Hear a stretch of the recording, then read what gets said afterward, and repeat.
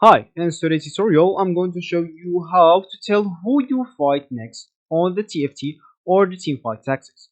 So the first thing that you would like to do is just go and open your Teamfight Tactics. Of course, you can do that through the Riot client. If you have the right client, just go and open it up first of all. But if you don't, you'll have to go and download it right now on your just whatever browser you're using. Of course, you can just go and open your browser like this one. Just type Riot Client, download Riot Client, and hit the enter button. Go and download it and install it. Once it's installed, you'll have to go and open it up. Riot Client, of course. Once it's open, you'll find yourself with the home screen or with the main screen like this.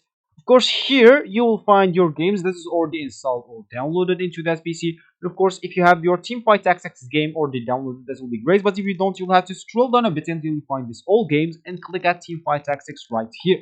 Of course, here you'll be able to download this even on your phone if you want. As you can see, there's the Google Play option and the App Store option, even in League of Legends, which is in PC. Those two on phone and this on PC. So once it's downloaded, you can just go and open it up, look for a game and matchmaking. Once you found a game, of course, you will find yourself on a game like this one.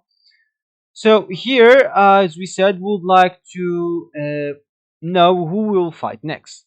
So of course, if you would like to know who will fight next, we will have two options to do that. Of course, if you are at last and you are fighting just one person against you, find like an X button or a two swords like crossing each other. That means you'll fight that person next. Of course, if you have it on a lot of persons, that means you will fight one of those. But there's an augment actually called Future Insert or something like that. Will actually let you know who is gonna fight next, and you will be good to go. So this will be actually for this tutorial. I hope you like it. Thank you guys for watching, and goodbye.